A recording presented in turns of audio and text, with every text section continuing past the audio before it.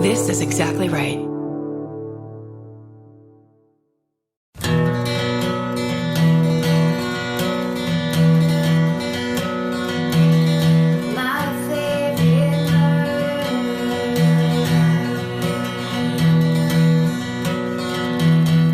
Hello. And welcome To My Favorite Murder. That's Georgia Hardstar. That's Karen Kilgariff, if you can believe it. Can you? Can you wrap your head around, Karen? 5 years in a row of doing this for you. We both show up every time. This is Believe it. my second longest relationship, this podcast. Officially. We're working on it. We're still a work in progress. As we all are, and all relationships are. And They're a it's discussion okay. and a compromise. That's right. How's it going? Good, especially because I have downed almost an entire nitro latte with oat milk. What does that mean? That means I'm going to be real happy during this recording. Is there something special about that canned latte? It's nitro, unsweetened, black, and oat milk coffee. So it's essentially what's the cold brew. Oh, shit. Okay. Yeah, but it's Oh, you're about to go off? Is that what you're warning me about? Hey, You're about to go for it. I'm having the best time. Yeah. What's up with you? Nothing. I just have point- my theory. I have my theory about the end of quarantine and how difficult I think none of us understand how difficult the ending of things are. Yeah. Even things we don't want to be in anymore. Yeah. The adjustment we're about to make, basically merging back into society as a whole. Hate it. None of us have ever done it before. No one understands really what any of these vibes or feelings are. There's nothing to necessarily do about it. Mm-hmm. And we all have to wait for our second shot and then see what happens. And it's I just don't want to be in my house anymore. That's what it comes down to. As a big piece of it is no good can come from sitting in your house this much. Well, let me ask you, because you loved your house a year and 2 months ago. Do you resent it a little bit at this point? Not in the least, because this house has made my enjoyment of this house has made it easier for me. I always think of people, I think of my past apartment relationship situations and how impossible they would be. Or even your last house. Can you imagine how depressing you would be? Your ex-husband house? That house was so depressing just structurally, just architecturally. It was a Winchester mystery house of bad feelings and bad vibes. It had a lot of rooms that didn't make sense. There was a lot of doors that opened right onto the next room. There were very few hallways. Yeah. It was just weird. And I was trying to make it work. And that is the story of my life. And so, no, the house I have now is a joy and I love it. And well, the good news is it's all turning around and change is actually ultimately good. Of course. So it will be okay. Think of it as quarantine is a womb and we're in the birth canal, stuck in the birth canal. So hopefully we're getting oxygen and we're about to be birthed into the world, take a first deep breath, get spanked on the ass and fucking get to it. And that's the goal. But at the moment, the soft plates in our skull are smashed together and making it feel like our brain is going to come out of our head. And that's, it's temporary. Yeah. The doctor is temporary. Is threatening us with a C-section. And we're like, no, I want to try a little harder. The clamps are coming in for our skull. Do they still use those? My thing is no big moves in the birth canal. No big moves. Just keep it low fucking key as much as you can in the birth canal. Let that Pitocin work. Why do I know so much about birth? You know your why? Favorite. There was this show when I was in my 20s called A Birth Story. And it was literally, the last couple of days of someone's, and I was obsessed with it. And then I started watching birthing videos. God, why am I admitting this? Just because it became an interest? Yes. And that's when you decided never to have children. Right. I was like, that don't look like fun. That looks terrible. And then I'm tired for 18 years. I'll never forget when my friend who had 2 kids at the time, and I was probably 27, told me, oh my God, how embarrassed she was because when she had her first baby, she shit on the table, and she was so embarrassed that happened in front of her husband and all this stuff. And I remember looking at her like, oh God, it's all so difficult. You change as a person, but I think that happens every time, and people don't talk about it. And I think that's why they position the husband at the shoulders. Yes, I agree. Which is so polite, but also like, you should take a look, motherfucker, and see what I'm going through. Get down there. Get your face close up. I was going to actually... There's a bunch of stuff that happened last week that lots of people were interacting with all week long. Oh, yeah. Let's hear it. So many things. The first and foremost, I have to say, it was a surprise how the Catholic hive rose up around... I mean, unbelievable. Oh, and my God. I think it's there are a lot of us who are either lapsed Catholics, ex-Catholics, still practicing but low-key Catholics who have all this knowledge in our brains. Oh, so clearly I'm not one of the leading people on this, but if you had like grandparents that did a bunch of Catholic stuff around you, you know it. So yeah, honestly, minimum 50 tweets from people going, I'm sure a bunch of people told you this already, but Instagram. The first one. And Instagram's annoying because 50 comments, but you can see other people's comments. So it's not like they don't know that, which just bless your heart. Everyone get your shit out, you know. So what did it say? This was from I'm just going to read the first one, and they included a photo of the statue. So we know what about we speak. That's polite. Now. And it was from someone whose handle is Fleetwood Mom. Huh. So she's at Tango, or her name, I don't know what the difference of the two is. The at is Tango Maureen C. And Tango Maureen C was first, and she included a photo. Amazing.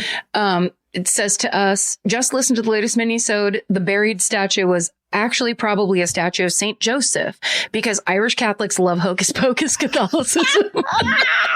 Finally, someone fucking admits that it's magic. So true. And believe that burying Saint Joseph upside down in a garden will help you sell your house. It's green. It's glow in the dark. It's made of the same material as my childhood retainer. Because it's glow in the dark, baby. So he's down there underground, lighting up the soil upside down, because he's the patron saint of real estate or whatever. And then someone said that then if you buy the house, you're supposed to dig it up and put it on your mantle, which I think is cool. As a tchotchke lover, I love that. Yeah, I mean, sure, that seems dirty, but if that's what you want to do, I think that's kind of crazy. Well, none of it's buried in manure, but if it's just like plain old backyard dirt. But it's your mantle, and then it's this plastic glow in the dark, like truly daytime glow in the dark things that are just weird green, like nauseated green. Yeah. Is like, you wouldn't rush to put it on the mantle. No. Doesn't seem like. But I do appreciate everybody for... Absolutely. I still get them all day, every day. Usually I get a handful. This was so many people. Well, that's great. Another clarification corner, which we value, request. I feel like slowly but surely, we're going to become experts in both Judaism and Catholicism through our mistakes. And then my mom will finally be happy. We all go to temple together as a family. It'll make up for the fact that my brother, sister, and I, none of us married a Jewish person, because we were so like, fuck that. At the end of our bar and bat mitzvahs, we were like, never again. See you later. Bye. Thanks for the check. My brother actually married a Catholic girl, now that I think about it. Yolanda Cortez. She's amazing. Oh, she is. I love Yolanda. She's so nice. She is a psychologist for severe children with severe cases of autism. She's a fucking saint. I love her. She makes she gives our family a good reputation. That's good. Get it however you can. Exactly. That's exactly right. What else? Can I tell you that I've finally taken a break from Sopranos? Oh, yeah. And I have something new, thank fucking God. So if everyone needs a break, I highly suggest Made for Love on HBO. Have you been watching it?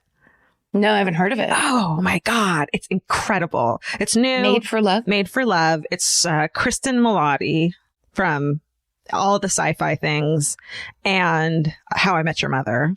Do you know who Billy... Sorry, really quick. Yeah, yeah. Is she the girl that was in Palm Springs? Yes, with, exactly. I love her. And she was in the second season of Fargo. Oh, yeah. And she is so good. So good. And a great episode of Black Mirror with, what's his name, who's married to Kirsten, who was in Friday Night Lights. This is getting Jesse Plemons. Thank you. This is getting convoluted. So she was in an episode of Black Mirror on a spaceship. And then Billy Magnuson. Do you know who that is? Beautiful blonde. Billy blonde. Madison, who had to go back to fourth grade? Yes, I've heard of him. He stars in this.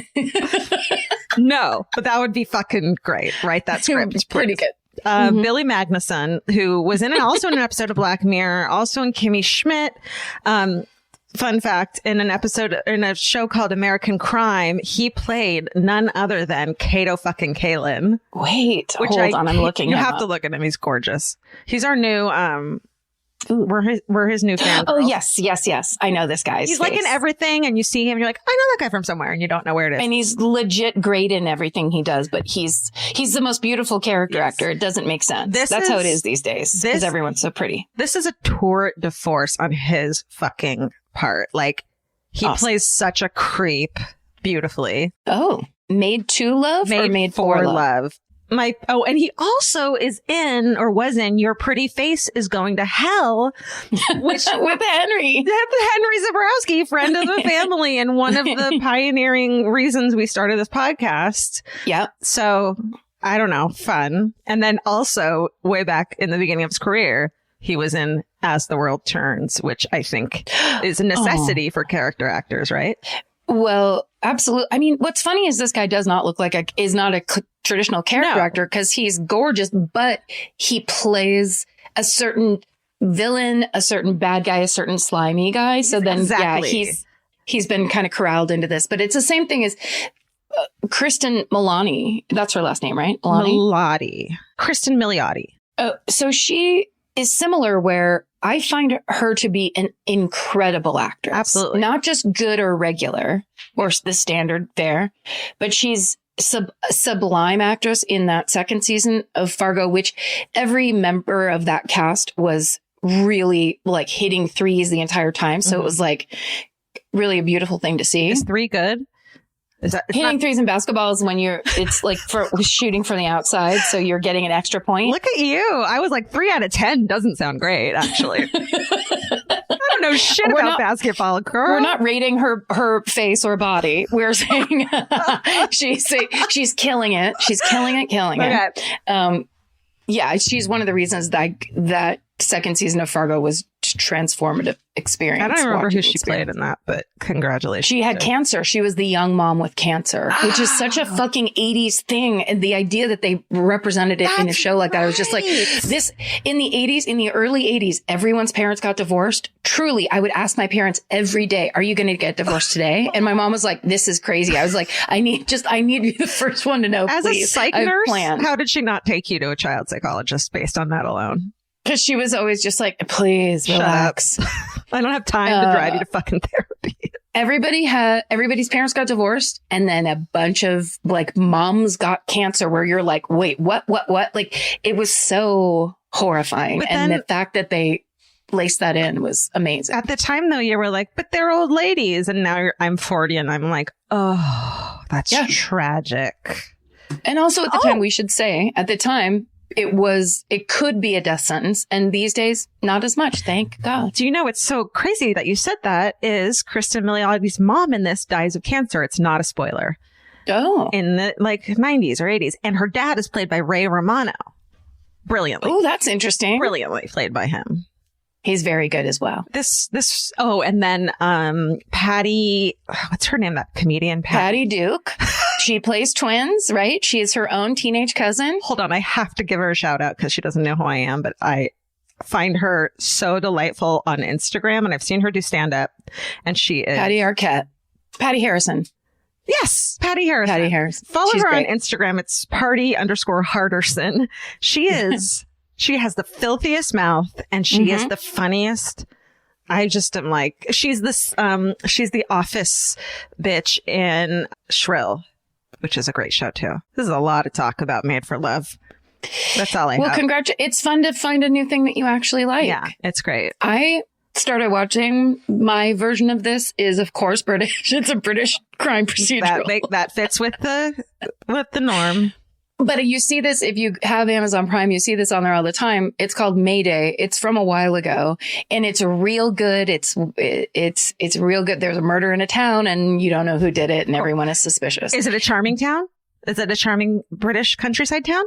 It is, and it's forest based, which is another additional thing that part of it where I'm like, if you can fold in a little bit of pagan forest witchery, which this has quite a bit, it's good stuff. But one of the stars of it is the great British actress Leslie Manville, who was in Phantom Thread, and she was in the show that I love called Mum. If you need to relax and watch some British comedy, very light, very subtle British comedy, there's a series called Mum. I know for a fact I've recommended it before. It's so lovely. It's about a woman whose husband just died, and basically what her life slowly kind of turns into in a really lovely way. It's like surprisingly wonderful. That sounds great. Well, that's like a chill one, and mine's like a crazy sci-fi adventure set in the future. So to watch mine and then watch yours before you go to bed, I feel like. Then we do brackets, and then we see who votes for who. And then we fight to the death in a ball pit. Right? In a ball pit that has razors hidden around it. And all we have for weapons is flour. And Perfect. Flour and Zippo lighters. I also wanted to say, because my story last week with the Paris is Burning murders, I was kind of breathtaking to see that the legendary drag performer Peaches Christ complimented us on that story. I didn't do anything on Twitter. Well, but we share it. Thank you. We do. And it was just one of those kind of things, because we've started following each other, and I've heard of her. She's a legend. Yeah. And I'm almost positive she is in San Francisco, which is one of those kind of things, like when you're a legend there, it stays with you. Yeah. So it was thank you. I believe she listens, and it meant the world. Gorgeous. What a honor. And especially someone in that community who's like, you did it justice. That is what we do this for. I guess that's it's a subconscious brag ultimately, but it's like, but if Peaches Christ says you did a good job, then you can take that to the fucking bank. That's right. And if anyone ever talks shit, just retweet her tweet at you to that fucking motherfucker. And then no matter what the topic. That's right. Oh yeah? You don't like the way I said whatever? I didn't put I said I spelled your wrong? Well, guess what? Oh, that wouldn't happen to me. No. Damn! Just kidding. No, it's fine. We know the words I speak sometimes incorrectly. Hey, don't we all? Hey, man. Also, just as a sidebar, a couple people were wondering, I was not being sarcastic when I said Pittsburgh was one of my favorite cities. That was not sarcasm. It's so sad that people immediately are like, you love Cincinnati? What? It's like, no, I fucking love Cincinnati. It's the best. Their thrift stores are unbelievable. That's right. They're like the 90s thrift stores that we used to go to and love that are now gone. Here's a moment of Do You Remember This from The Road. Okay. Oh, The Road. We should totally steal You Must Remember This as theme song, because see if Karina Longworth gets mad at us. Do you remember this from tour? Okay. When we landed in Pittsburgh, first of all, remember when I lost my phone and Vince ran to the gate to try to go get it off the plane, and it wasn't there, and it turned out I'd left it in the bathroom. I remember that well. Which is fair, because remember when Vince left his backpack in the cab and had to go meet, like we had a show that night, and he usually goes to the venue at like 5:00 before us to get everything set up. So we all lose. We all lose shit. Yes, it definitely happens. But also we had gotten to be such a well-oiled machine that those hiccups, which usually were me based, were major hiccups where it's just like, fuck. But that aside, we got to Pittsburgh, we got into the SUV, and we had a driver who introduced us to Pittsburgh. Do you remember that man who was like, we were talking amongst ourselves. I think you were talking, I want to go to this place. I looked up this place. I heard about this place. And then he basically very politely and very naturally kind of slid into the conversation, was like, a lot of people don't know this about Pittsburgh, and was basically giving us like fun facts and like kind of a verbal tour. It was the coolest conversation. He had this great accent. You wouldn't have guessed that he was like almost like a Pittsburgh advocate. Yeah. Like, we're this town, we're that, and it was the greatest. It was such a great introduction, and we're tired out. You've lost your phone, and problem. 9 times out of 10, the fucking hotel room isn't ready yet because for some fucking reason you always can't check in till 4, which I think is bullshit. Because if you rent a room, you should have it for 24 fucking hours, which is a day. If you rent you have it till the next day at 4. No, you don't. Remember, they always kick you out at 11 or 12. Well, because they have to clean. They have to turn the room over. Hear me out. This is my platform. Okay. No, I don't. That's fine. I thought you had a plan, like a new way to do it. I never have a plan. I just fly by the seat of my pants. Yeah, that was lovely. And so we loved it. It was really nice. So there were people who I relate to you. It's hard to take a compliment, but that's how it was meant.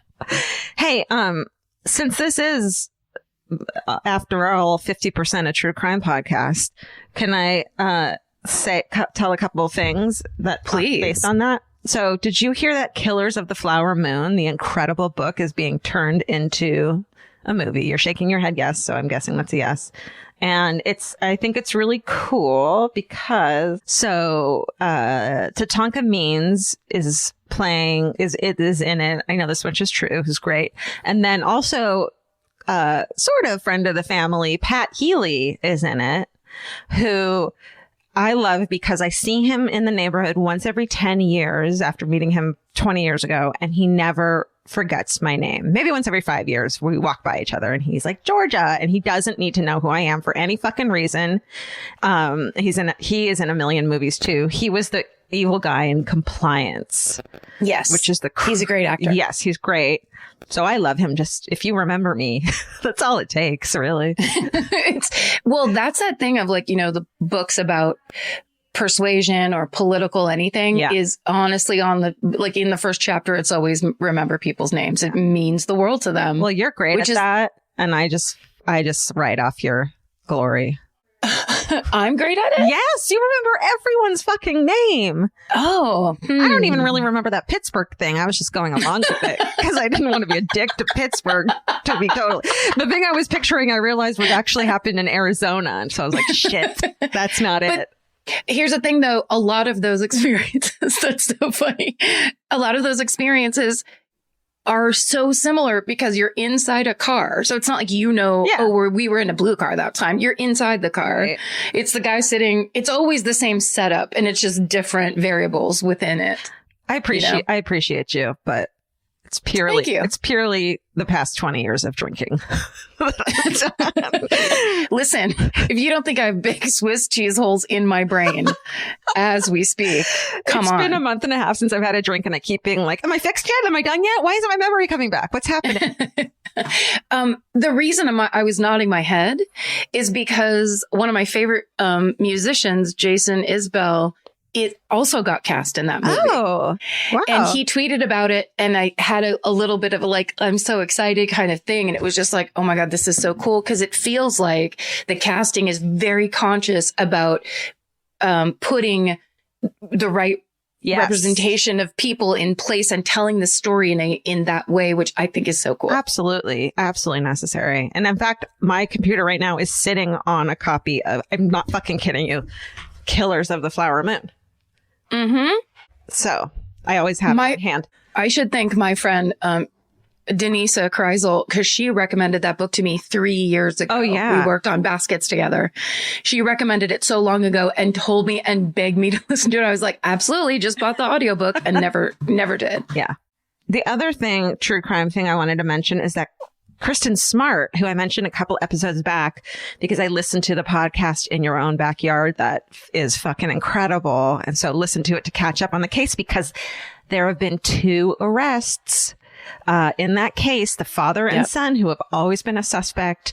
It seems like they found some forensic evidence finally, which they should have done 25 fucking years ago if they had actually done a correct, proper investigation instead of saying she was a runaway.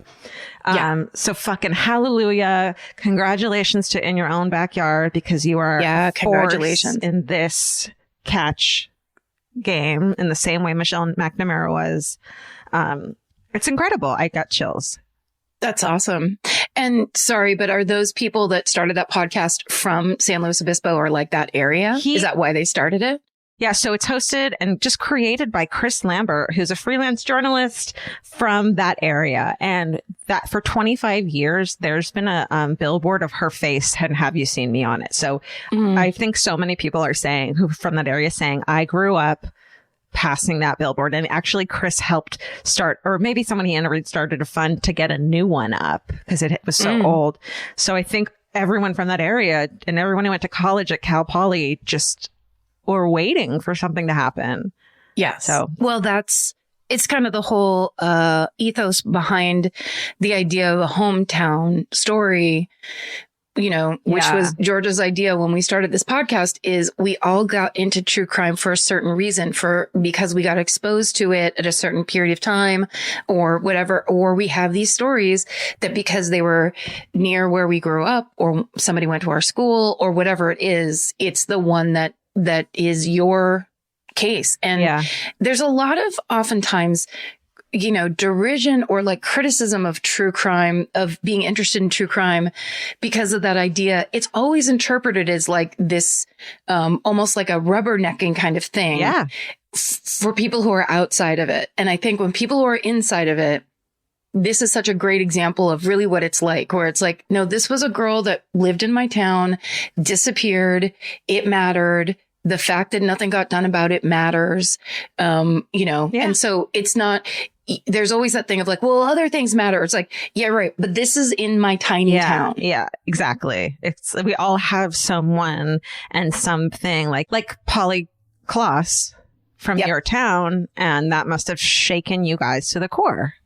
Yeah. It changed the entire town permanently. Yeah. It's incredible. Mine was the kid who, his father divorced, took him to Disney. This is a horrible story, but his father took him to Disneyland. They got in a motel and he lit the kid's bed on fire.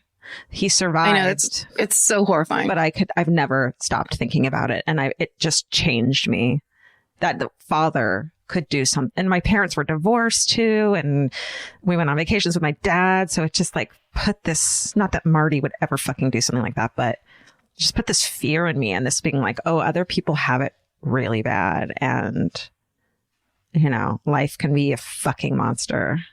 Yeah. And the armchair expert thing, quote unquote, it's like such a negative thing to so many people. But I think people like Michelle McNamara and Paul Haynes and now Chris Lambert are changing the face of that and giving us some fucking legitimacy, which I feel like is powerful and is going to only help other cases. It can only help. Right. More eyes on it, even if they're not professionals. And because look at this Kristen Smart case. They had 25 years and multiple changes in sheriff and head sheriffs, whatever they're called, and district attorneys. And none of them were able to do anything about it. And this podcast comes along and maybe it's a coincidence that this case now has momentum, but I don't think so. No, it doesn't seem like it. No. Yeah, it's nice. It's a nice change. It feels like it's there's possibilities in places to affect change. Yeah. So congratulations to that podcast and it's, it's nice when can be resolution of some kind, or at least a step forward. We'll see. Definitely. Speaking of horrible things, I'm reading this great book. So it's this harrowing book called The Trauma Cleaner.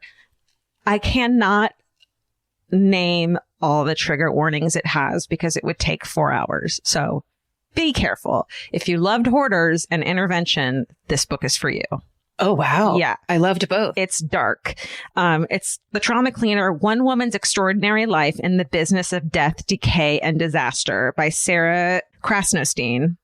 It's about this dynamic, incredible woman who has been through so much in her life. It's trauma after trauma. And now as an older woman with like lung cancer, her career is going to the places where horrible things have happened and private homes where horrific things have happened, and helping those families and those individuals like the hoarders reassess their lives with so much empathy, partly because of what she went through and the way she was treated. Mm-hmm. She's trans and she has done some horrible things herself. I have read. Oh, no, sorry. I think this person, she's been on Criminal. Phoebe Judge has interviewed her on Criminal, and that's how I know this story. Oh my God. That woman is an unbelievable. The way she talks about what she does for a living and why is so inspirational. Yeah. I can't wait. Wait, are you listening to an audiobook or audiobook? A book? And the reader is beautiful. The book is written. It could just be a story of this woman's life and it would be incredible. But the writer, but the writer, Sarah Krasnostein, I hope I'm saying that right, is such a poetic, beautiful writer that these horrific, traumatizing things she's writing about sound gorgeous and hit you in the heart. And I just can't say enough good things about it, but it's definitely triggering. The woman's name, who is the trauma cleaner, Sandra Pankhurst is her name. And will you spell the author's last name really quick? Oh, definitely. Her last name is spelled Krasnostein. Krasnostein. That's right. Krasnostein. Australian, so you get that great accent going too. Sure. Which is always helpful when it's helpful to deliver bad news in British accent, I feel like. Or any negative thing. It always works. They're very good at it. Start that service. Hello, Miss Hardstock. Yeah. Yes. Oh, hi. Yes, your UPS package. It's smashed. Oh, tiny bits. That's okay. It was a priceless heirloom from my grandma, but oh well, you sound so friendly. I am. Thank you. Okay, wait a second. I gotta ask. Couldn't we have? I think it'd be even better if it was a drunk British person. Listen. You don't know what it's like over here in the fog. Brexit. Let me. Do you know how hard that was to do drunk Karen British? Absolutely. That would really, really hurt my... Oh, fuck. Can I just say this? Oh, yeah. The other day, if you have stacked washing machines or are at a laundromat, I need to warn you. Don't be careful. I want to save this paint. I stood up. Oh, no. I know where this is going. Yes. This happened yesterday, and I honestly was like, I might have to go to the hospital. You were like a cartoon character with fucking stars over your head. You clonked your fucking head. I bent over to take the wet clothes out of the wash and stand up to put them in the dryer, and I stood up full speed and slammed the back of my head into the dryer door to the point where I was like, this is what it feels like to have someone hit you with a pipe over the back of the head when they're, you know what I mean? It was such a bummer all day long. I'm fine now. And I had an egg, but it went away. Thank God. Oh, wow. I thought you were like, is eating an egg good for a concussion? I didn't know that. You crack a raw egg and you stick it on your scalp. No, I had a fucking bump that was like, swallow a raw egg whole. I literally was like, make sure you don't take a nap. Like I was doing all the concussion procedure because I was just like, what are you smelling anything weird? Be careful. The fact that they don't just make those stay open, I think is a fucking trick of big washing machine getting you to fucking for the healthcare system and the big washing machine are in motherfucking cahoots. And also Big Skull. Oh, wait. Speaking of which. Sorry. It goes all the way to the top. Speaking of which. Let me ask you. I don't want to put you on the spot, but I'm putting you on the spot. If you had to go to the hospital and none of your neighbors were around, would you call me or Steven? Now, Steven does live closer to you now than I do. That's true. Yes, but I have Vince. Closer. I feel like Vince would he makes a real calm vibe when there's a fucking panic. Yeah, Vince is definitely an emergency call. That's not a judgment on you, Georgia. Or Steven. But if I had a head I'd be there injury, too, and I think I drive like a monster really fast, so I'd get you there I would fast. not want you driving me. Is what I'm saying. Okay. I have a head injury. All right, okay. I need my skull protected. I need my brain not scrambled. No, honestly, if I'm going to be honest to both of you, I would call Jay. I know you 100%. would. That's why I didn't fucking add him to the mix. Is because I know when me or Steven, even though he lives on the motherfucking west side, you'd call him, and I'm hurt by that. I'd call Steven and say, I think I have a head injury, and he'd go, oh. You might want to take care of that. Are you okay? Steven's like, I'm medium on this. Anyway, okay, No, let I'd me be know right how it over. goes. Yeah, No, he would. thank you. Would. Here's what I will say. Night guy for sure. He is your tried and true, Steven. But I think I would wait. I would save it for a technical issue because the time that my cable went out, Steven was so like literally reporting moment by moment. Because when your Wi-Fi goes out, you don't know what the fuck is going on. And he was just like, I checked cabledown.com. I checked Twitter for fucking whatever your Verizon or whatever it is. And here's the news report. By minute. Here's all the He's tweets. right there. Yeah. I think we all have different, I think I'm good in emergency because I was raised by 2 first responders. So I'm just like, let's just get this done. Everyone's had stitches in their skull. Don't worry about it. That's literally who I was raised by. So, and then, Listen, and I think for my ego, can you tell me about what my positive contribution would be? I think it'd be keeping you awake by talking your ear off as I'm doing right now. Here's the thing. If I made the call to Vince, I would want you to be in the car. Oh, for what? Because for that exact reason, for the, it's okay. I think you would definitely hold my hand and pat the top of it. You know what I mean? I think you would be very, checking things. And then Vince would go park while you would walk in with me. You know what I'm really done a good lot at? Of that kind of stuff. I'm really good at going to the front and saying, my friend has a fucking concussion. And I just saw a guy with a toe injury go in before her. Yep, you'd throw some elbows. I think you'd be a great patient representative in the waiting room at the emergency room. I'd which ask is always questions a and take notes for you because your head would be injured and so you couldn't. Okay, thank you. I appreciate it. I needed that. Otherwise, I've been sulking all day. I was going to make a joke and say I would call you for a restaurant emergency, but I don't. I wasn't trying to hurt your feelings. I was just trying to be funny. But and what if you had a restaurant emergency? Let's face it. I think you're good at that. Where should we go? I call you every time my dad comes into town and beg you to go out with me every night because that's all he wants. I really am good in a restaurant emergency. It is my passion. And when people text me about it, socializing, I feel like it's a compliment. I'm good at socializing. Thank you. Well, just kind of you're good at a dinner or a family. Oh, I thought you meant a restaurant recommendation. Well, that too, but usually it's you should go too. Oh, I appreciate that. All right, great. Yeah. This has given me a week of boost. We should do more boosts corners. Oh, yeah. I'm going to write this down. What Steven, do you want? Can you remind us? You haven't gotten Boost corner. What do you want yours to be? Your thing would be, I know. If I'm having this happened a couple weeks ago. I'm having I had a panic attack. I'm not fucking doing well. My instinct is to quit it all and just live in the forest. Mm-hmm. Can you help me? The end. That's when you'd call me. That's when I did call you 2 weeks ago. Remember? Nice. Yes, I do. That's kind of it's the idea that people have panic attack these days and don't immediately go, of course I'm having a panic attack. This shit sucks. Everything is crazy. I don't think about Things are so crazy right now. Yeah. But thank you. I'm glad to be that person. Well, the problem was it's you talk to you or pour some alcohol on it, which is a great way to fix it. But try calling a friend first. It's Who Wants to Be a Millionaire? That's right. You have 4 options. Take a shot of vodka, call a friend. I don't know what the other 2 are. Well, because also, and we've said this before, but the shot of vodka freezes it. It doesn't fix it. It just pauses it in time. And then when you're sober, now you have more problems and that one's still there. Ooh, I hate Which sucks. And I'm sorry because honestly, I tell you this with the true heart of an alcoholic.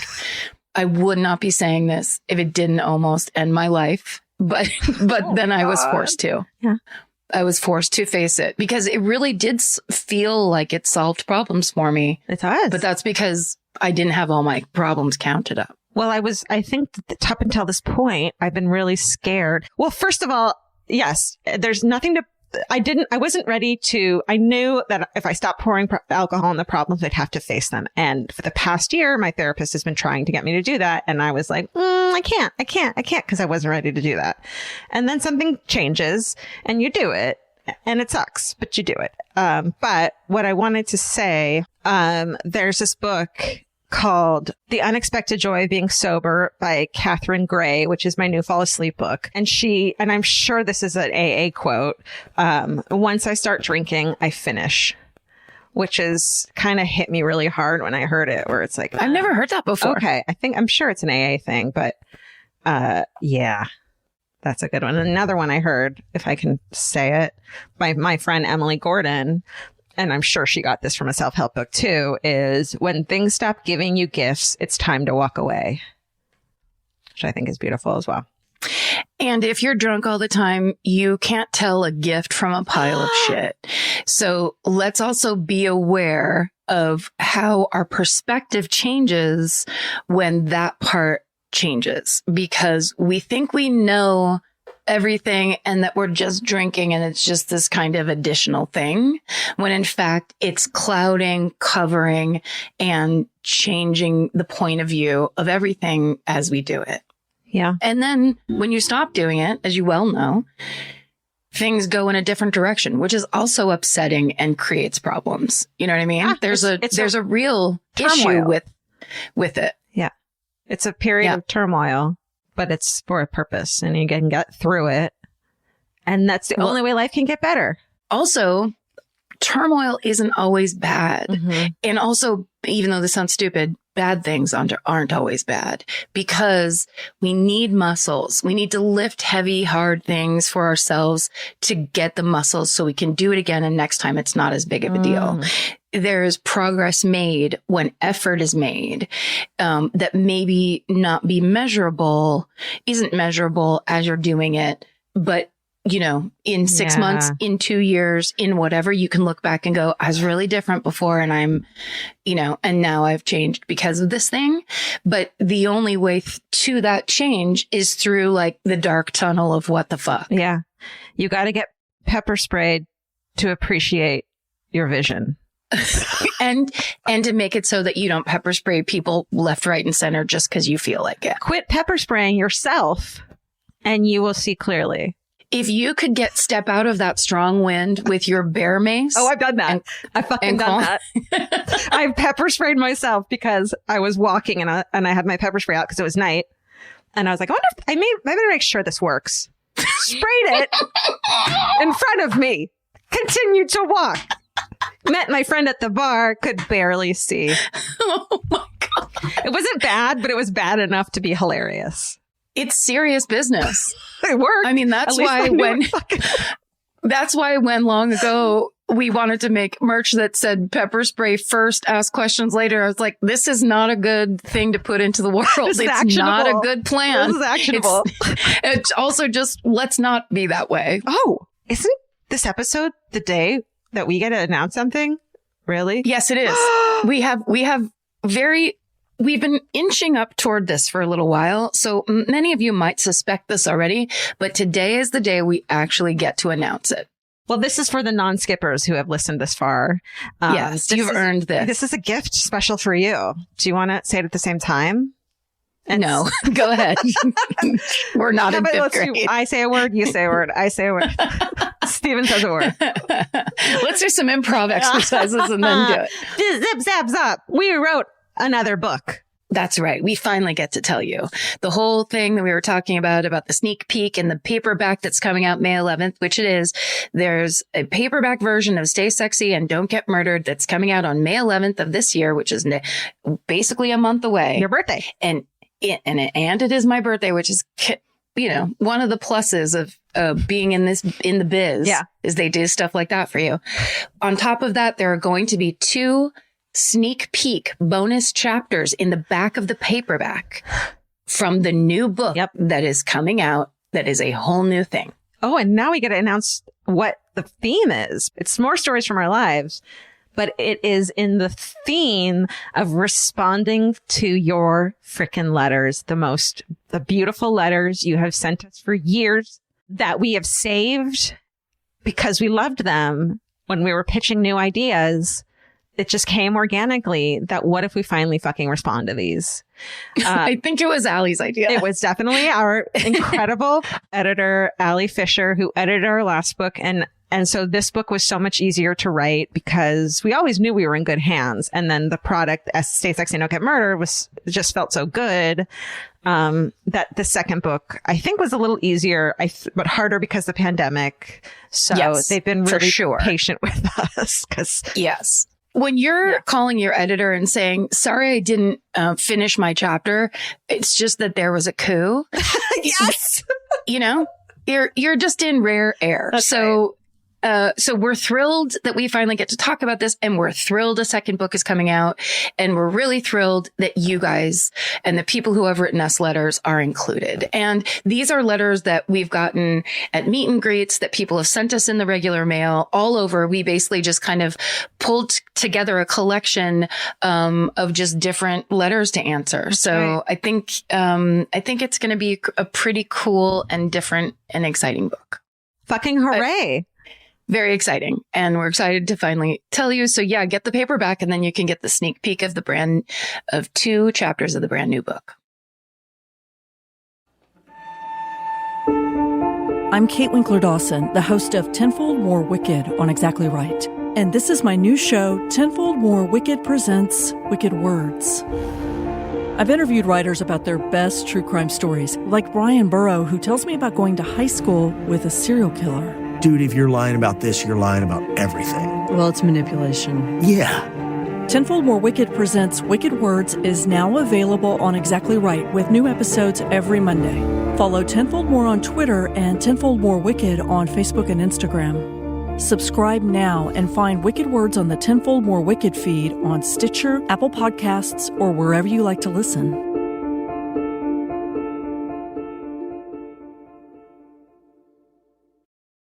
So we're doing a quilt episode this week, and mine is first, as apparently Stephen said, and so my story this week is from the legendary 2019 London show that I believe through word of mouth we found out that Florence Welch of Florence and the Machine was in attendance, and everyone was insane out of their minds about it. It was very cool. I think a lot of cool people were in attendance, but that was the one that people spotted in the audience and then were tweeting at us about. Yeah. And my story from it's 2019 London. And so I did the Bride in the Bath story about killer George Joseph Smith. Okay, I thought since we've never done it before, I should cover the brides in the bath. And that's the murderer and bigamist George Joseph Smith. Okay. Again, my sources are Wikipedia, Murderpedia, and, of course, the legendary Kent Live News. Unbelievable source of information. Okay.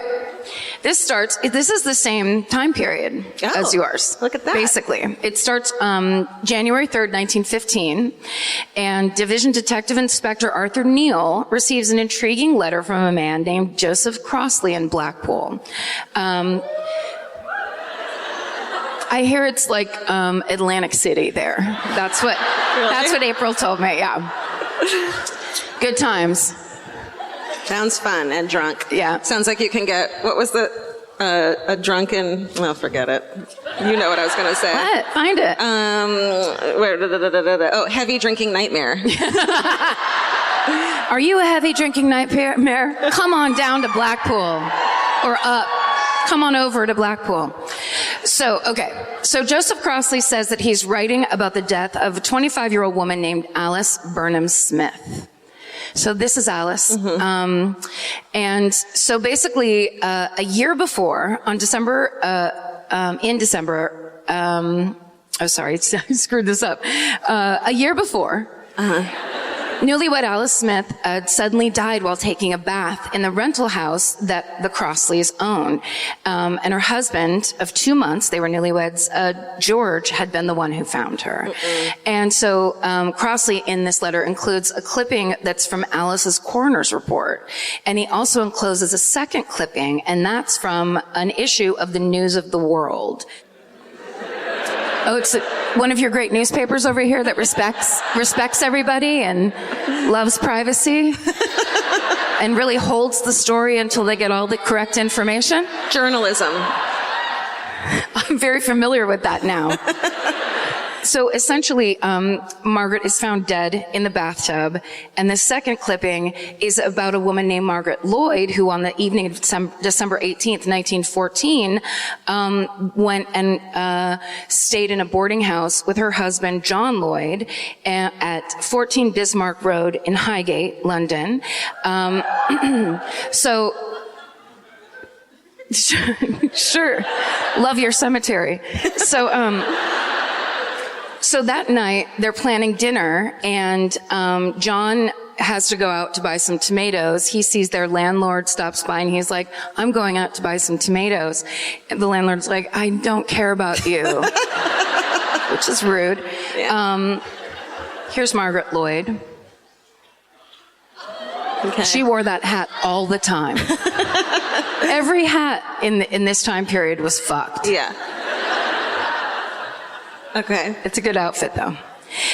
Okay. So when John comes back from buying tomatoes, he finds his new wife, Margaret, dead in the bathtub.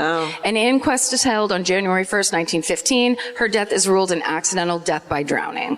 So Joseph Crossley basically explains these two deaths are almost exactly a year apart, and they're so similar that he believes they must be connected somehow.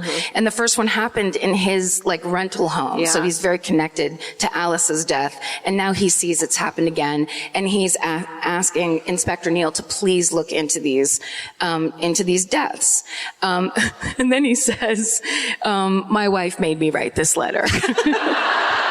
Because Your wife's a murderina. Yes, an OG murderina. God bless her soul. So the next day, January 4th, 1915, Inspector Neal goes to the Lloyd's boarding house at 14 Bismarck Road, and he meets with the landlord and landlady, and they tell the inspector that when the Lloyds first arrived, that the first thing that John did was go straight to the bathroom and examine the bathtub. It's very of a foremost concern to him. I do that too, though. Yeah, you're actually like that. Yeah. It was only after he found it satisfactory that they agreed to rent the place. He's like, this looks like a good place for murder. I mean, to live. I mean, so they then bring the inspector in and show him that bathtub. There it is. Oh, I would have noped that one. Yikes. He yepped it. So, of course, the landlady thought that John's interest in the bathtub was strange at the time, but she didn't read too deeply into it. The tub is much smaller than Inspector Neal thought it would be, and the fact that it was only filled 3/4 of the way up when Mrs. Lloyd's body was found in it makes it hard for Inspector Neal to believe that this was an actual case of accidental drowning. So he goes back and reads the coroner's report and finds out that her death was listed as accidentally drowned through heart failure when in the bathtub. He just changes the cause of death. It just makes it... No, he sees that it wasn't listed as drowning. It was like heart failure. So there was a little more to it. So then he's now more skeptical, so he gets a hold of the coroner. One Dr. Bates.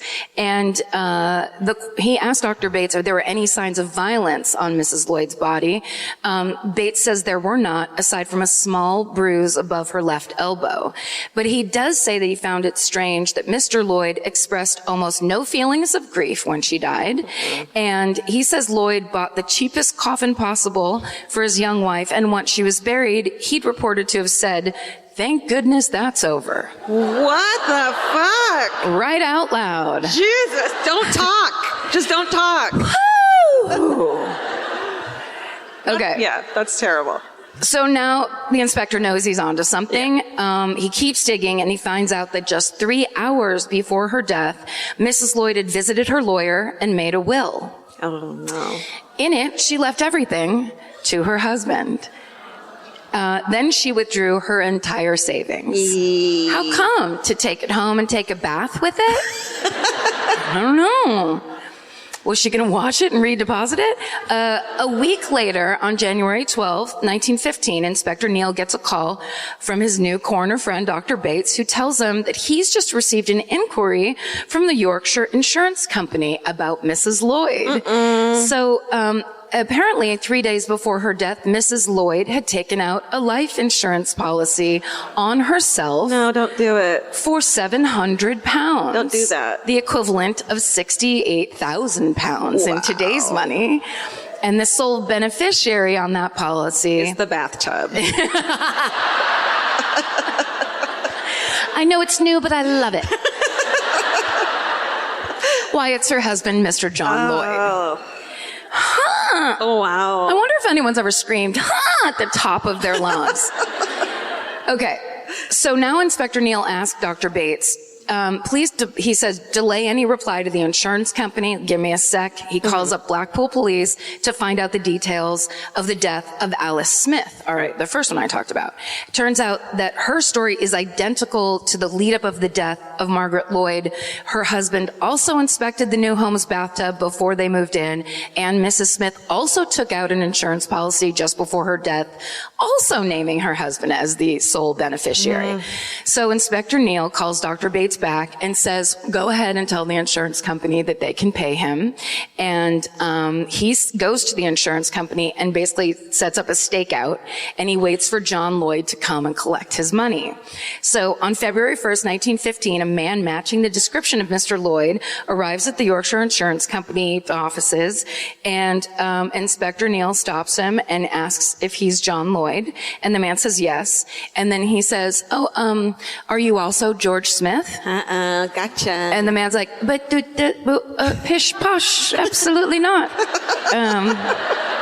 Until the inspector threatens to take him in for questioning on suspicion of bigamy, and then the man finally admits his true identity. He is George Joseph Smith. Inspector Neal arrests him on the spot. All right. So here's his mugshot. George Joseph Smith. He looks like my guy, kind of. He does a little, well, it feels like maybe they just had one guy take all the pictures back then. Or maybe just there like was a single male model. There was one look. He also has a bit of a Shia LaBeouf feel to him. I see it. I totally see it. Yeah. Okay. George Joseph Smith. He was born on January 11th, 1872 in Bethnal Green. He's this... Oh my God, it's so fucking green there. He's the son of an insurance agent. Oh, no. Foreshadowing. Yeah. Growing up, he's known as a troublemaker. In 1881, when he is 9 years old, Oh, no. he's sent to a reformatory at Gravesend. Is that the good reformatory? He's serving time for theft and swindling. At 9? As a 9-year-old. Oh, that's kind of cute. Consider yourself. Prepubescent British child crime is the most adorable crime. It's pretty cute. Little urchins. That's what they call it. Street urchins. Yes. So when he's 24, he meets a woman. We'll call her, she doesn't have a name in any of the research. We'll call her Helen. We'll call her Helen Mirren. He convinces her to steal money from her employers and give it to him. Then he takes that money and uses it to open a bakery in Leicester. Oh, that's nice. That's a nice churn. Consider yourself. He gets caught. He has to go to jail for a year. After he gets out of jail, he stays in Leicester. He changes his name to Oliver George Love, and then he marries a woman named Caroline Thornhill.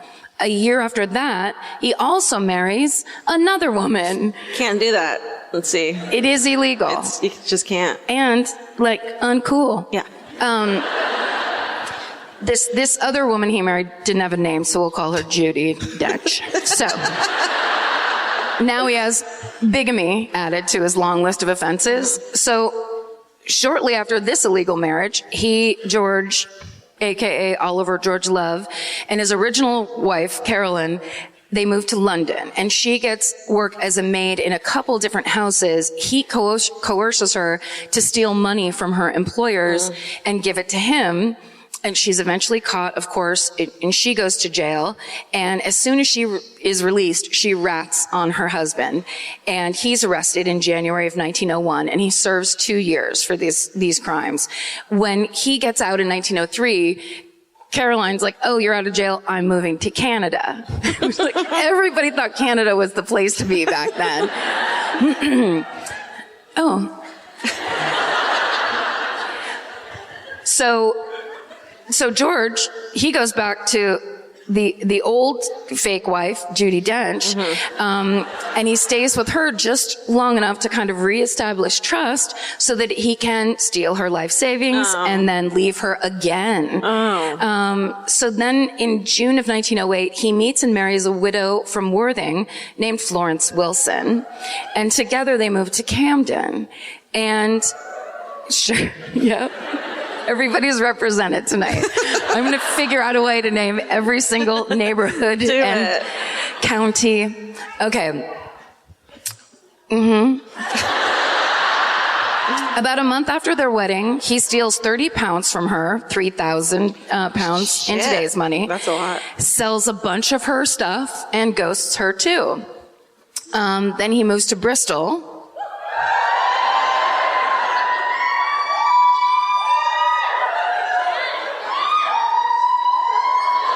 Yeah. Drunk.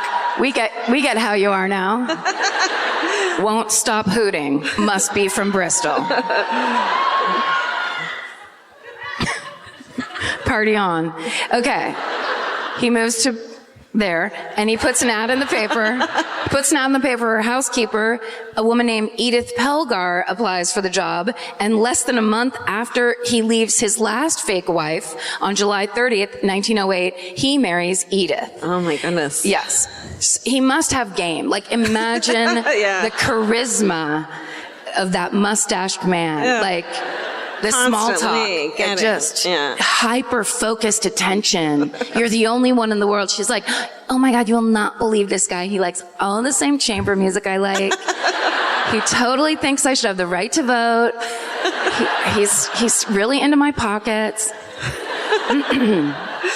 Okay, so during the next 4 years of their marriage, he disappears on Edith for months at a time.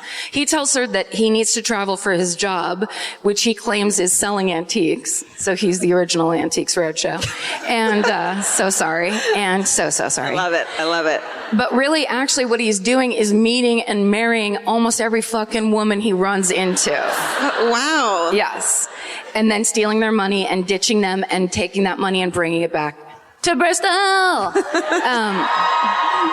What about those poor antiques? No, it's too much hooting, Bristol. Like, Bristol drank on the train.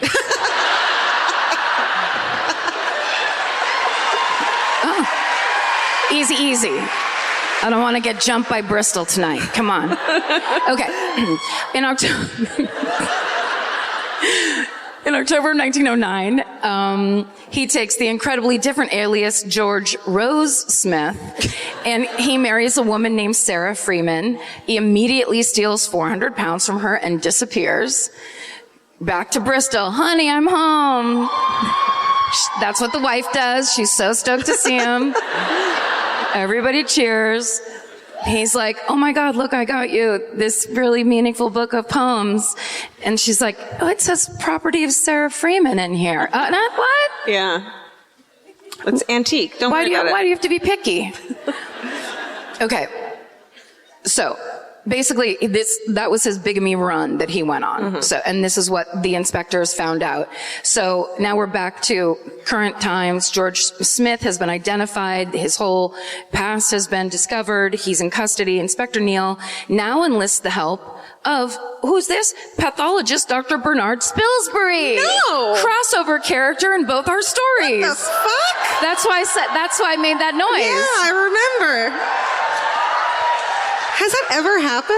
Check this shit out. You want to see Dr. Spilsbury? Yeah. Hot. What's up? It felt ready. It felt ready. It felt ready. I'm ready. That's what I was doing all day while I was researching the story. Singing Adele songs to Dr. Pillsbury. Spilsbury, I said. Spilsbury.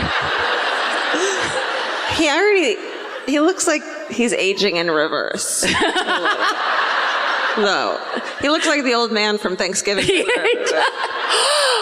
if Dr. Spilsbury came by our table? Oh my God, and he knew somehow. Let's just pretend. He knew. We should have reached out to touch him. He's a ghost. The ghost of Thanksgiving. So this guy must have been fucking famous back then. Yeah. Okay. So Spilsbury's on the case. Love it. He exhumes Margaret Lloyd's body and he checks it again for marks of violence. But he just finds the same bruise that the first coroner found. And then two tiny marks, but nothing is enough to prove that Margaret Lloyd died suspiciously. He then tests her body for traces of poison. Those results come back negative. There aren't any signs of heart or circulatory problems. So what is clear to him, though, is that Margaret Lloyd's death was sudden and instant. So when the news starts to hear about these two young women's mysterious bathtub deaths, they nickname the case The Brides in the Baths. So on February 8th, 1915, Inspector Neal receives a call from the chief of police in the small seaside town of Herne Bay in Kent. They're much more. You're no Bristol. Okay.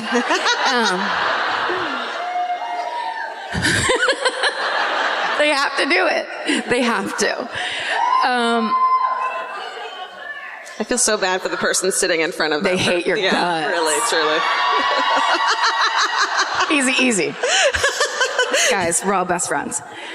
Okay, so the Herne Bay police chief read about the two other mysterious bathtub deaths and realized that he had had a case 3 years prior that was exactly the same as the two brides in the bath murders that he had read about. And he'd investigated the death of a woman named Bessie Monday. Okay. Oh, I don't have a picture of her. Sorry. All right. Really led up to it.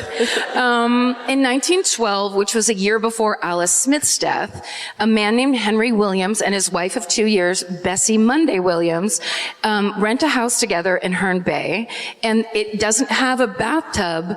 So Mr. Williams buys one. Guy. Yeah? You need to change it up a little fucking bit. He doesn't know that. Don't kill people.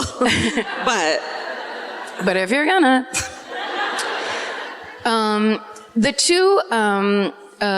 This couple met in 1910 after Bessie's father's death when he had left her an inheritance of 2,500 pounds, which is $200,000 in today's money. So he was like, I'm in love with you now. I'm in love with your purse. So shortly after they move in, Henry Williams takes his wife to a man named Dr. Frank French, and he tells the doctor that his wife has had an epileptic seizure. Bessie's like, I actually just kind of have a headache. Don't know what he's talking about. Dr. Frank gives her medicine for the headache. Then Henry calls Dr. French again, says Bessie has had another seizure. So Dr. French comes and checks on her again. She's fine. He tells Henry, I'll be back in the morning, just to check on her again. But before he can show up at their house the next morning, which is July 13th, 1912, Henry calls Dr. French first and tells him Bessie has drowned in the bathtub, in his brand new bathtub. So Dr. French comes over to their house and finds Bessie in the bath. Shit, this is hard. Her head is submerged under the bath water and her legs are sticking out the end. basically Dr. French rules her death an accidental drowning after an epileptic attack, because that's what he's been led to believe has happened. So Inspector Neal finds out that not only did Bessie Monday Williams have a large inheritance, but she'd also taken out a life insurance policy just 5 days before her death. So Henry Williams is awarded an insurance payout of £2,570, which is 68,000 pounds today. I love them. I love telling you what the old money is and then the new money. I love it. It's really satisfying. Today's money. When time passes, money goes up. Did you guys For the next few weeks, after February 8th, 1915, Inspector Neal and Dr. Spilsbury, they look at all the evidence around these deaths and they try to determine how each woman actually died. So for Bessie Monday, she was 5'7", and so her head would have been far above the waterline in a 5-foot bathtub. Yeah. And then if she were having a seizure and her limbs were thrashing around, that would have actually kept her head above the waterline. And that they also would have been more water on the floor, which there was none reported. So it dawns on Spilsbury that if Dr. French's report is accurate and Bessie's head is underwater and her feet were sticking out, it was possible Mr. Williams could have pulled her underwater by her feet. So he poses a theory to Inspector Neal that Mr. Williams may have been in the bathroom while Bessie was bathing and came over and played around like jokingly and lovingly with her feet, and then when she's not expecting it, suddenly yanked them upward, and that would cause the tub water to rush into her nose and mouth, and it would be forceful enough to make her lose consciousness, and then she would drown under the water. And that would leave no marks. To test that doctor's theory, Inspector Neal hires several experienced female divers. Now he's just fucking around, I think. But also several, like it's 1915, where women weren't allowed to leave the fucking house, and it's just like, find me divers now. So they do tests on these women to test out and see if this is actually what they think it is. And first they try to hold them underwater, but anyone struggling, if a woman at that size, Bessie's size, struggled against being held down, they would have had to use force back on her that would have left marks on her body. Yeah. So they know that that's out. Then they try Spilsbury's foot yank theory on one of the women, and even though she knows it's about to happen to her, when it happens, she goes under and immediately loses consciousness, and it takes over a half an hour for them to revive her. What a bummer. Yes. She's like, what? No. You told me I thought this was a fucking diving thing. Like, I wanted to see some fish and hang out in some murky water. What's this bathtub shit? Dr. Spilsbury's kind of hot. Spilsbury's looking good. It's Spilsbury, actually. I added an S in. I don't know why. I don't know. Okay. So they realize if she, knowing it's going to happen, is unconscious, then the average woman who thinks she's just hanging out with her newlywed husband, who's into her feet, who's a foot fetishist, then they wouldn't have had any chance. Yeah. So thanks to Dr. Spilsbury, Inspector Neal finally has an MO. So George Smith's trial begins on June 22nd, 1915. English law at the time dictates he can only be tried for the murder of Bessie Monday, but the prosecution's allowed to mention the other deaths of his other wives to establish his pattern of behavior. Of course, George's lawyer, argues the unfairness of this, including to the judge, but the judge overrules him, and all three deaths are cited in the prosecution's argument. And on July 1st, 1915, much like in your story, the jury takes just 20 minutes to find George Smith guilty of the murder of Bessie Monday. He's sentenced to death. Bristol! And on August 13th, 1915, George Smith is hung for the murder of Bessie Monday. And that is the highly repetitive and sometimes hard to follow story of the murders of the brides in the bath. Great job. We did it. We did it. Oh, I'll put my shoes back on. Okay. That was gruesome. That was amazing. London is a fucking awesome crowd always. Oops. Yes. Especially when Florence is in the audience. I mean, could you hear her laughing? Yeah, it's always big time when we're in England. So many good candy bars. What you got this week? Okay, this week I'm doing we were in St. Louis at the Powell Symphony Hall in December of fucking 2017. Oh shit. Those heady days. We were 3 years in. First tour. 2017. Okay. See, you remember so much shit. This is this incredible, crazy, bananas story of Pam Hupp. And hey, guys, stay tuned for an update on what happened post me doing this story. So enjoy. Guys. Really quick, just in case you won these tickets in a radio raffle or something like that. This is a true crime podcast that's also a comedy podcast, which sometimes is a slightly difficult combination for people. So if you can't give us the benefit of the doubt, get the fuck out. I'm kidding. What if my uncle got up and left? My Uncle Michael just leaves. Uncle Michael storms out. Yeah. I'm joking. That was the first joke of the night. So now you know. Now you know what to expect. Well, okay. Here we go. Okay. Here's who I'm doing. And you fucking murderinos almost just ruined my surprise because I'm doing Pam Hupp. Pam Hupp. Ah! Is that the lady? Is that the picture you have? I have it up there. Yeah. Okay, I was like, don't ask them about it. Don't ask them about it. I thought you seemed, because I have never seen that woman before, and I got really, if you're a murderino or a true crime, a personal semi-aficionado, when you look at a picture and everybody else knows who it is, and you've never seen that mugshot before, like, I started to get real upset. And she's fucking sanitary napkins on her neck, it looks like. But I'm going to explain that to you. And so I wasn't going to be like, oh, that's so crazy. What are those? No. I was just afraid that I had missed a Gacy level person in my travels. I'm really bad at it. I should have played along or been like, don't, I'm going to do her. But I just didn't know what to do, so I just stood there instead. And I like it. Thought about my stuffed bra, you know? You distracted me by pulling cutlets out of your dress. Cutlets. It's so funny because we've been together now for 2 years straight, day and night, night and day. Thank you. I didn't notice that Georgia's bra size went up like 4 cups in they're 10 still minutes. 2 cup sizes bigger because I still had to stuff them to fill fucking Jessica Simpson's idea of what a woman should look like, which I refuse to fucking, and I got this dress for free, so who cares? Money's not going into her pocket. Oh. I really wish that I could sing a Jessica Simpson song right now, but I wanted to go into I'm not a girl, not yet a woman, and that's not accurate. And I also don't know how that one goes either, so forget it.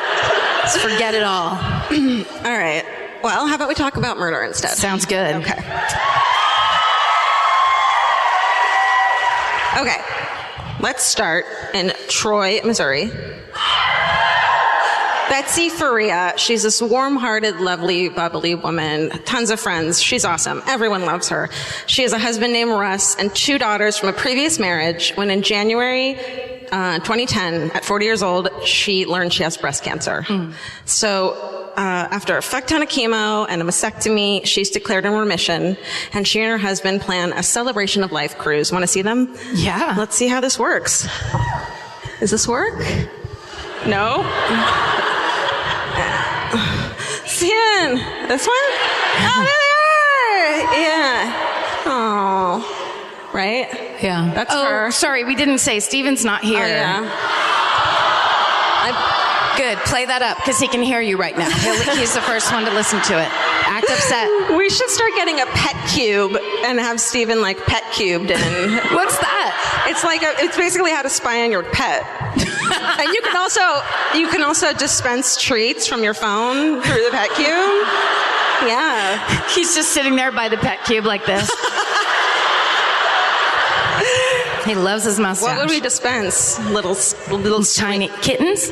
Oh. Okay. That's Betsy and Russ. But then before the cruise, they find out in November 2011, at 42 years old now, Betsy learns that the cancer is fucking back. I know, it's a bummer. Spreads to her liver. And she only has a few years to live, even with treatment. But she's this like upbeat person, and she's like, fuck that shit. We're going on the cruise instead, and I'm going to fucking swim with dolphins. And they go on this like celebration of life cruise of what our life is. It's beautiful. So one of Betsy's friends, who isn't on the trip, but comes around after Betsy was diagnosed with cancer, was a woman named Pam Hupp. So, yes. Yeah, I saw the placemat. I know what's up. Yes.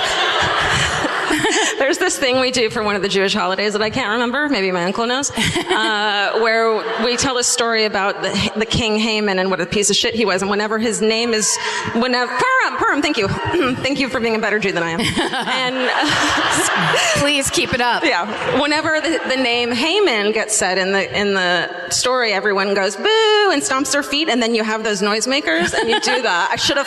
So look under your seat, everyone. I just feel like every time I say the word Hupp, it needs to be don't do it. Can you imagine if we gave out noisemakers during the show? Like the TV producer and me just had 7 fucking heart attacks in a row. No! Don't collect those right now.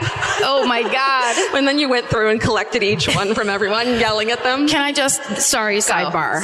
But it's one time when I worked on a TV show, they had loaded in the audience the warm-up comic. They don't have the volume up in the control room, so we're just watching the warm-up comic kind of walk around, do her whole thing, and then they're getting ready to actually start shooting, and all those things are very time sensitive. So it's a 4:00 shoot, you have to be ready at 3:59.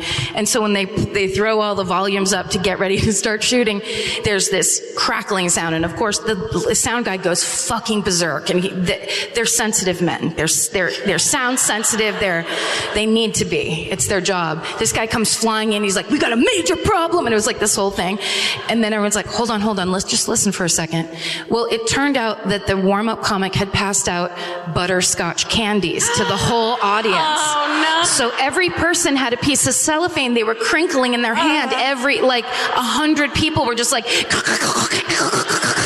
to all these mics that were everywhere. It was I was crying laughing, but nobody else thought it was funny at all. And this has been Hollywood Minute with Well, this story doesn't go like that. Okay. Did I tell that story right at the worst possible part? I mean, it's always the worst. It's always the worst. This podcast is called The Worst Possible Part. So Pam Hupp, she and Betsy had met 10 years earlier when they worked together in an insurance company. Pam is 11 years older than Betsy, also has a husband, 2 kids, and she's worked in the insurance industry for a long time. Red flag, right? Yeah. Don't work in the insurance industry.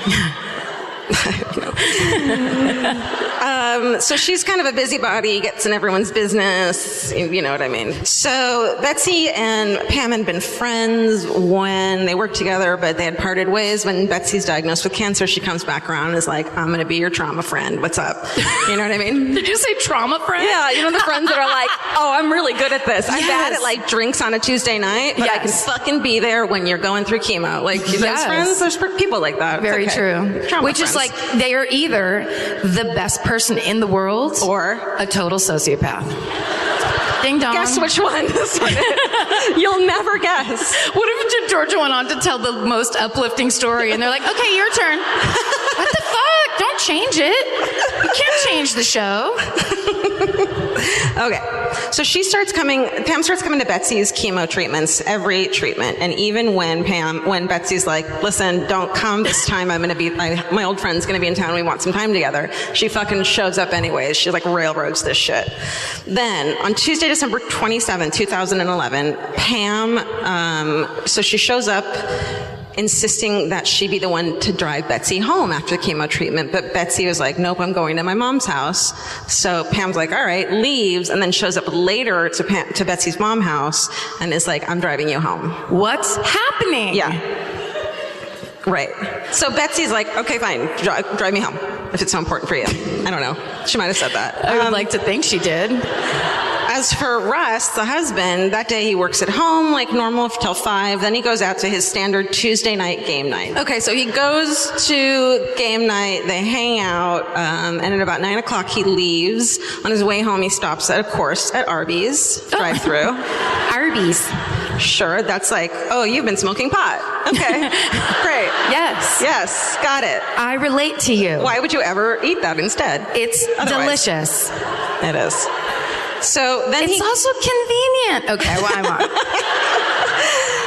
He walks inside the house at close to 9:40, finds his wife Betsy lying on the floor in blood. He only sees 3 wounds, and so from those wounds, he assumes that she had killed herself. Oh. I know. So he calls 911 and hysterically says, "My wife killed herself."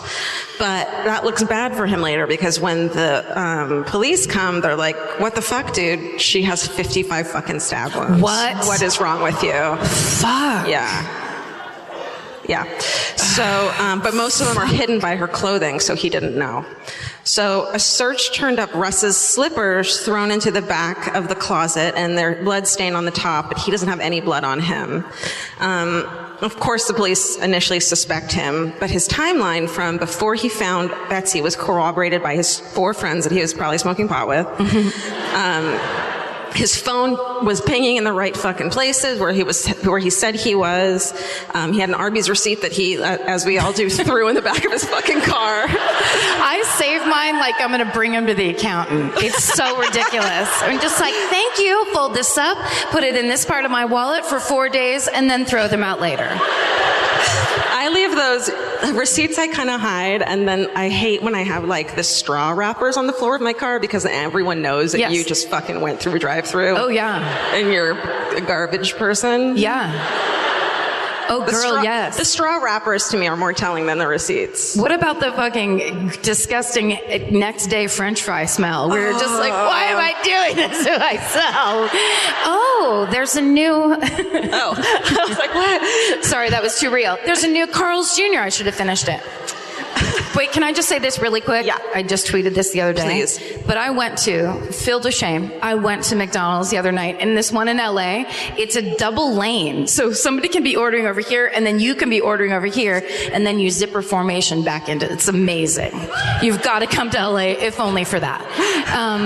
And also, don't worry, we're going to White Castle tomorrow. Yes. 100%. Got to. Never been.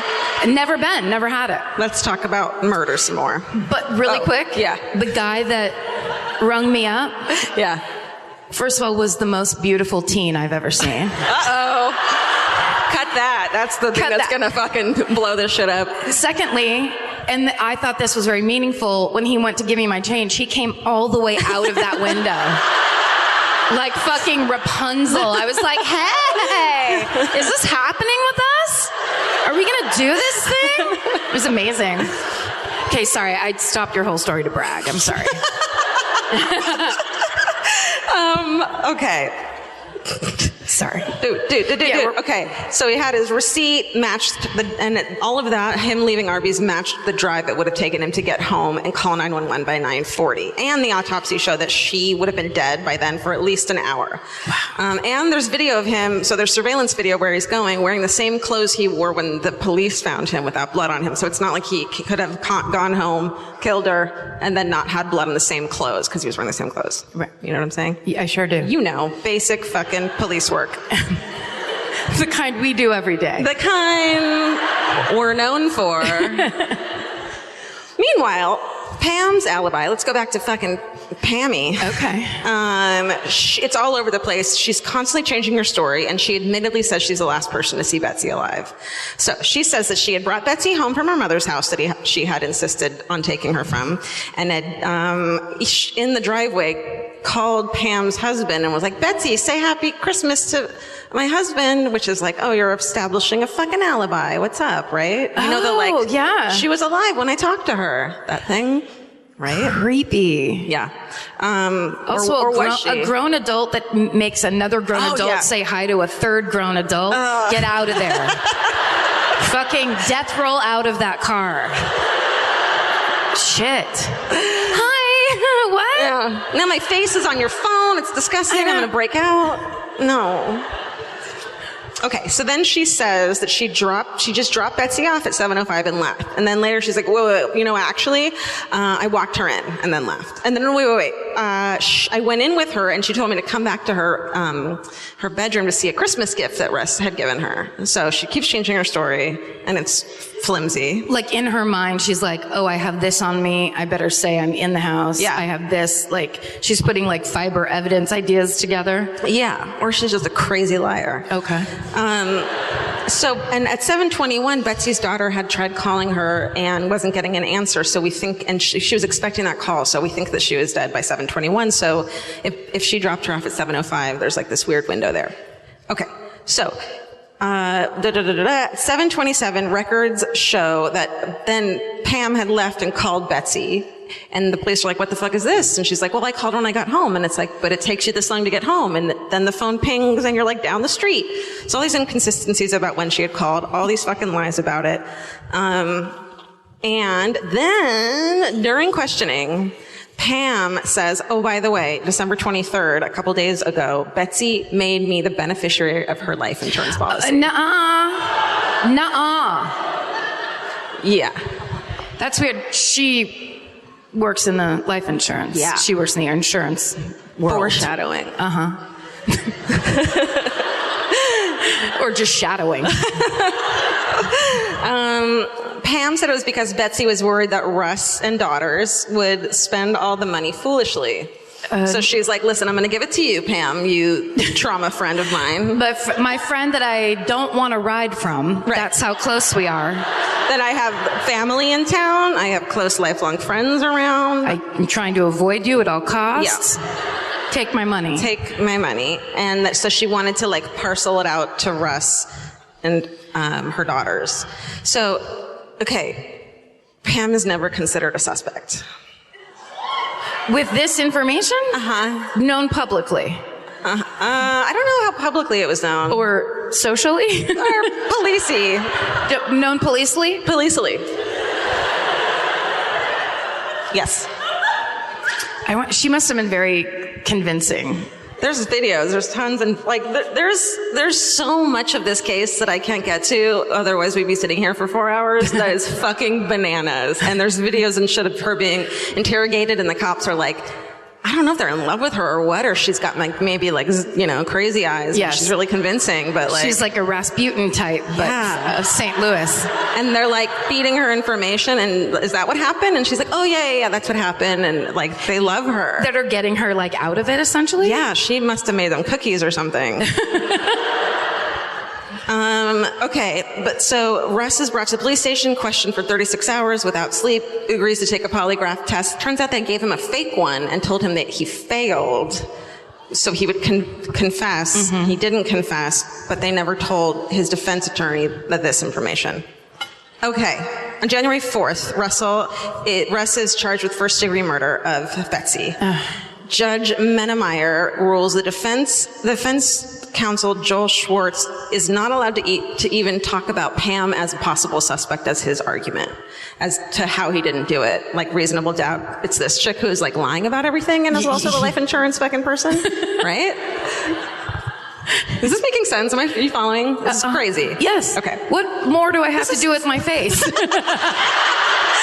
It's just so fucking crazy. No, I mean, it's crazy that they would be like, she got some juice somewhere, obviously. Yeah. Because maybe it's in her fucking push-up bra. That was a party. Mm-hmm. Okay. So then, so she's not allowed to talk about Pam as a suspect, so defense is prohibited from questioning her at all, either in front of the jury or bringing her up as an alternative suspect. Meanwhile, since she wasn't a suspect and Russ was going to trial, the detective's like, called the insurance company and she's like, no, you can go ahead and give her that money. She's not a suspect. So they let the money go and give her the $150,000 life insurance policy for the family. And then right before the trial, 4 days before, they're like, it looks really bad that you haven't given any of that money to the daughters, so you should do it really quickly before the trial starts. So she puts $150,000 in a trust for the daughters, and the $50,000 other dollars she says is in a bunch of other places. That's for her evil amulet fund that she likes to wear around town. Yes. Okay. But defense prohibited. Meanwhile, okay. Okay.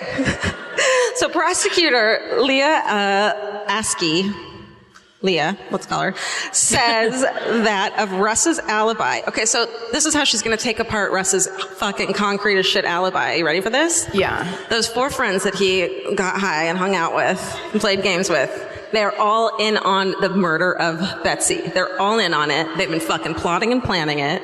But they don't get arrested, but they're all in on it. This is how they did it. The theory was that they kept his phone at the house, so at the friend's house, while he drove back home because it would ping in the right place, fucking killed her while he was naked, took a shower, put the same clothes back on. Is this real? This is yes. Yes. Shit. This is what our friend fucking Leah Askey was like. Let me tell you, I'm a fucking prosecutor for real, with like a diploma and shit on my wall, and this is my argument. Dang. Listen, I don't have a fucking diploma, and I wouldn't argue that. So 5 people are insanely evil as opposed to maybe just this one other lady. Okay. Okay. It's very problematic. Okay. So killed her while he was naked so that his clothes wouldn't have stuff on it, took a shower, put the same clothes back on, stashed his bloody slippers in the closet. Then his friends, because they had the phone and the drive-thru receipt were at the crime scene when she was found. So one of the friends fucking not only drove the phone back to give to Russ real quick before he called 911, but went through the drive-thru at Arby's to provide him with that receipt. Yes. I am not kidding. Yes.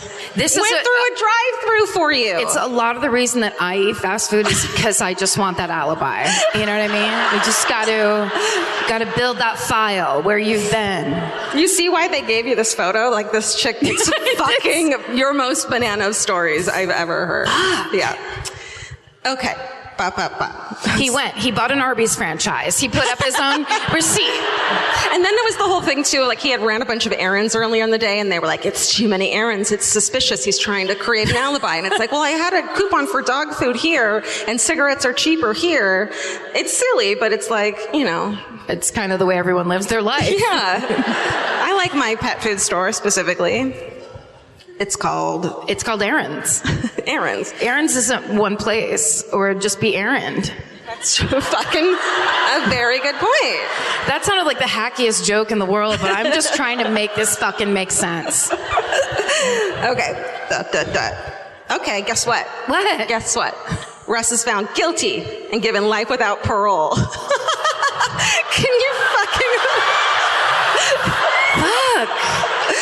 I promise I'm not making this shit up. They know. Yeah. Okay. Please tell me. Okay. Problematic. Just keep going because this is making me nuts. What? No, just kidding. What if that was it? No, you go. Go ahead. Top that. Okay. Oh, it's so awful. Okay, like a couple days after he is given life without parole, our fucking friend Pam Hupp revokes the trust, takes that money back out of the girl, you greedy girl. She's like, JK, bitches, and takes the money.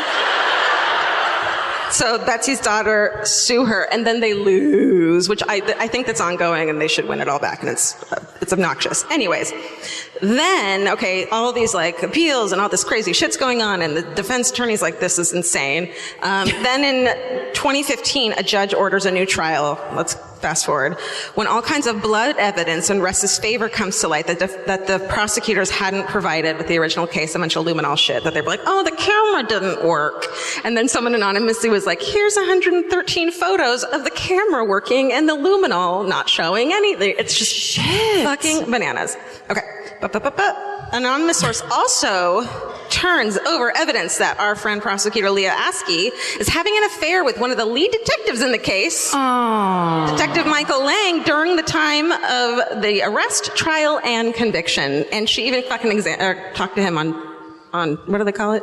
Twitter? No.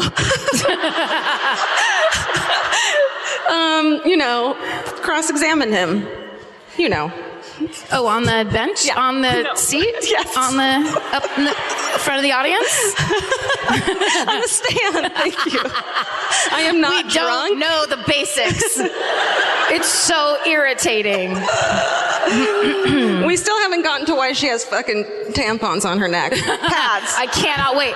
But that is such a bummer, to put someone in jail for life because of love, you fucking idiot. Yeah.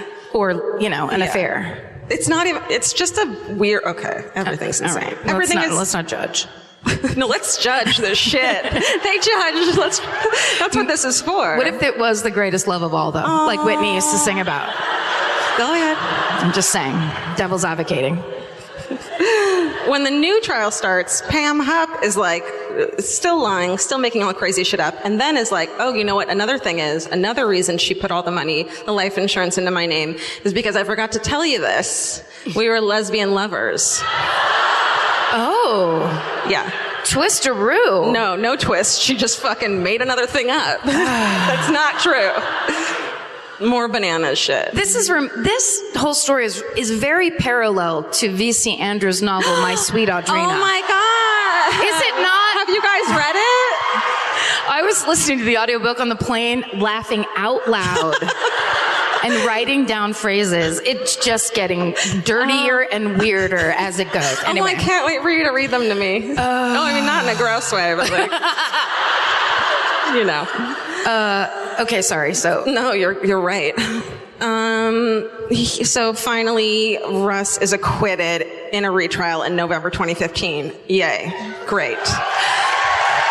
So in the retrial, it's just him. It's just about the fact that he went to jail. So it has nothing to do with Pam. No, now all this Pam shit is admissible because the new judge is like, what the fuck? Okay, happened? awesome. Okay. And the old judge is like, there's 4 cases that were overturned because they were like, you can't let this into Okay. He was full of shit. Okay. We're going to talk some more law stuff? Oh my God. It's insane. I'm really excited. Okay. Retrial, acquitted, etc. Then, here we go. Some more weird shit happens. We're getting to the weird shit. Okay. Weirder. August 16th, 2016, Pam Hupp calls 911 from her home in O'Fallon. That's not right? You did it. And tells police that there is a man in her home attacking her. And she's on the phone with them, shoots him to death. The man who broke into her house who's attacking her. While she's on the phone with 911. Okay. He's coming at me, shoots him. He's an intruder. The man is 33-year-old Louis Gumperberger, and Pam Hupp says that he approached her in her driveway of her home, followed her into her home with a knife to her, and demanded Russ's money. Terrified for her life, she said she knocked the knife away from him, ran inside, and grabbed her .38 Ruger revolver from her nightstand. You keep next to your V.C. Andrews book. Sure.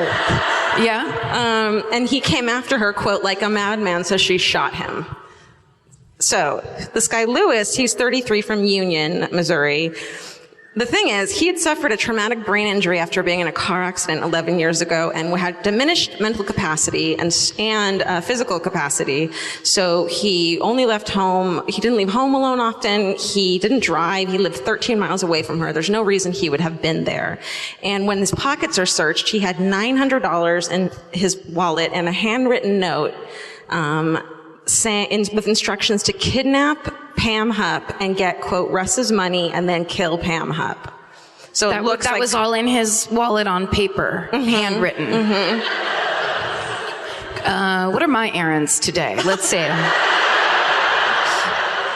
Like someone had hired him as a hitman to kill Pam. And then written the directions on paper, folded up in his wallet like an Arby's receipt, and sent him on his way. You know how you send Arby's receipts all over town. That's right. Okay. When police investigate, a random woman is like, you know what's weird about this investigation is that a week ago, a woman approached me in an SUV claiming to be a Dateline producer working on a story about 911 calls. And she's like, excuse me, random woman, can I just record you saying this 911 call? We need some voiceover for the Dateline NBC show I work for.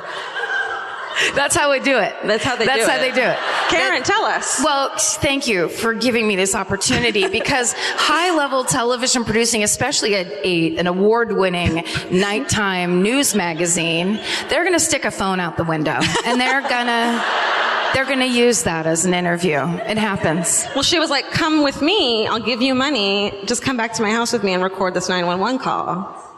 And the woman was like, I'm not going to do that. She's like, I am a professional voiceover actress, and you're going to have to book a studio. Right.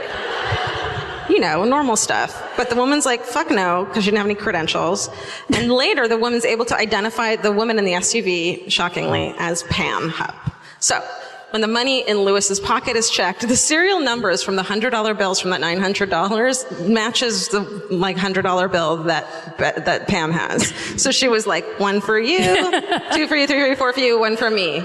They were in order. They were all friends. So it was basically like she took out a chunk of the middle, left the other ones in her wallet, and then stuck them in his wallet. Very clearly. Yeah, they were from the same litter, essentially. Okay. Then she drove around asking people to write a handwritten note that said, go kidnap. Yeah. Because that matches the one in Pam's stupid pocket. Authorities think that she picked up Lewis and offered him money for this reason, drove him back to her house, staged the incident to make it look like he was attacking her, and shot him. So essentially, she killed an innocent man to frame Russ Faria for attempting to kill her and take the attention from Betsy's murder off of her, because now they were looking at her. Yeah, because you won't get attention if you kill a man in your kitchen. No. That's how you lay low. Yeah. It's a good tip. Well, what happens is everyone's like, oh, she's been through enough. Let's not bother her. Let's not put her in jail. Yeah. She got attacked. Before being booked, 57-year-old Pam Hupp was asked to use the restroom and stabbed herself in the neck and wrist with a ballpoint pen. Oh. Hey, girl.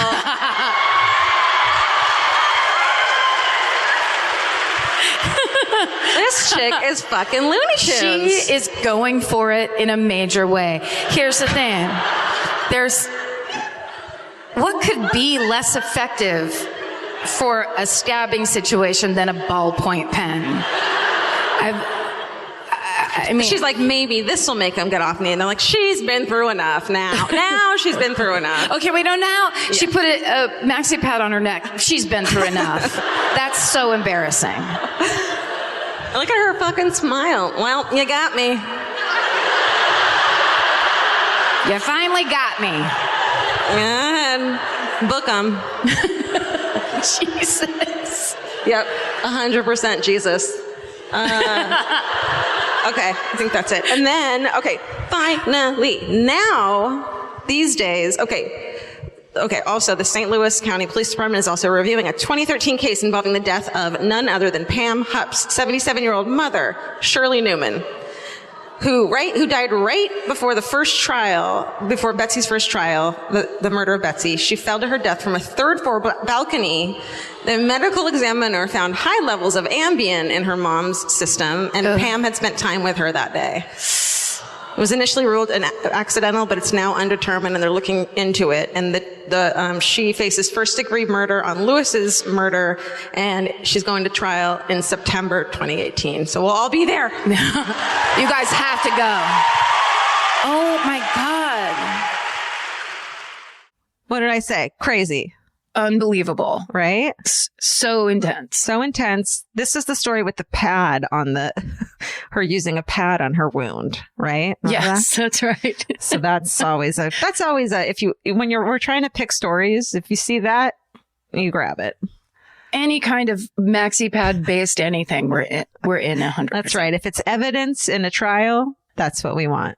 What's your update? So my update is incredible. So that was 2017, and she had just been arraigned and was awaiting trial. And in August of what was that number? In August of 2019, she was sentenced to life in prison without the possibility of parole. And then in 2020, another update, her husband finally filed for divorce. Oh, Mr. Hub. It's like one thing after another for that poor guy. Yeah. You know? Pretty intense. Yeah. That's well, great job. Thank you. It's always fun to talk about things we did in the past. That's right.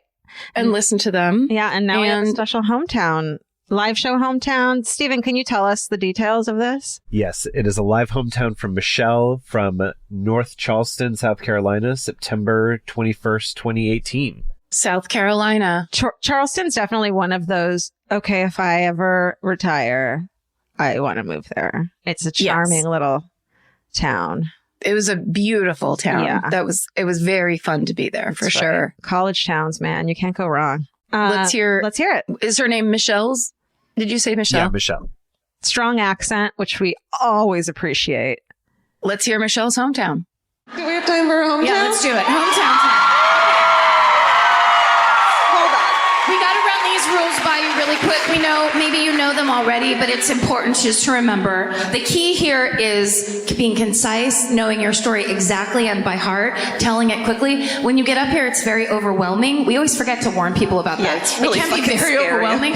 So if you're like 3.5 beers in, you might want to reconsider. Just because it hits you kind of like a cold wave, and then you don't really know what to do. Yeah. So key points are important. Just run through that fucking story. Take us on a journey. We'll help Get you. the We're here fuck for out. you. We'll help you. We love you. Yeah. We want it. It's best when it's personal. It has to be local. We don't South care what Carolina. happened in Arizona. Yeah. We just don't care. Yeah. Nobody here cares. Okay, so. And remember, everyone hates you if you get picked. I will add this. I'm still talking. I will add this. Scream all you want. I still have to say They're here for it. good. Oh, look, it's Vince Abel. Hi. All right. No words of wisdom? I said no words of wisdom for us? Did you hear that I called you our husband? This job has many responsibilities. I do what needs to be done. That's it. That's what it is. He's a good man. He's a good man. I don't select. You select. Okay. Let's do it. All right. The one last thing. Yeah, listen to Karen. Go ahead. If you don't get picked, be quiet. It's tough. I know it's tough. Okay, yeah. Sorry. I know it's hard. The odds are hard. I shouldn't be doing this because now I feel horrible. Can we bring the lights down so we Turn don't the have to lights watch down so she people hate our doesn't see guts everyone. anymore? Thank you. Look how far back this theater scary. goes. Hi, you guys. Did you wait 4 minutes to order tickets? Sorry. Hi. Oh, hi. Hi, how are you? Hi, Michelle. Come on up. Cute skirt. What does your shirt Thanks for say? being here. Bloodies with murder. Yes, I did. What does that mean? I had Bloody Marys with a murderer on multiple occasions before he committed a crazy murder. Okay, here we fucking go. Here we fucking go. Okay. You just picked, am I right by saying, Georgia just picked a person who made a t-shirt of her hometown. Yes, I did. Holy shit. What are the odds? I'm an art teacher. All right, tell us. And then, can I ask another question? Yes. Did you wear your purse up here? Well, it says my favorite murder on it. She made it. I did. Did you wear your... My friend made it, actually. Okay. So you do have a friend here. You just She's the one who's wearing the half and half costume. Oh, okay. That nice. makes sense. Awesome. Oh, you guys are like, you can't both have a thing. Oh, those two girls got a thing. Okay. Now, where are you from? Yeah. All right, so I live in Florence County, in Florence, and I have a part-time job in Darlington where I work at a dive bar. Nice. Yes. Meet a wide range of great people. And I had met this guy before prior. And we had an older couple used to come in, and on Sundays they would do what they called communion, where you would have Bloody Marys, martinis, mimosas. People would bring them instead of going to church, you know. Anyway. We're Baptists, we can't drink there. Amen. So we went to several of these functions plenty of times, had a great time, drank Bloody Marys, you know.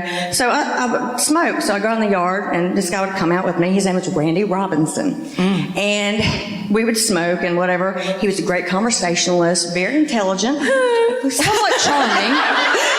Should have known better. Right. So I didn't see him for a long time, and flash forward a few years. Can I just ask a quick question? Yes. Did you kind of like him? I liked his personality, but he was macking on me hard, knowing my husband was in the house, so I knew he was a douche. Oh, shit. So He changed my opinion of him very quickly. That wasn't the first, you know, that came along a little bit later, but still. Okay. Disrespectful. Yeah. Pockets. You guys, she's got it all. I'm turning red.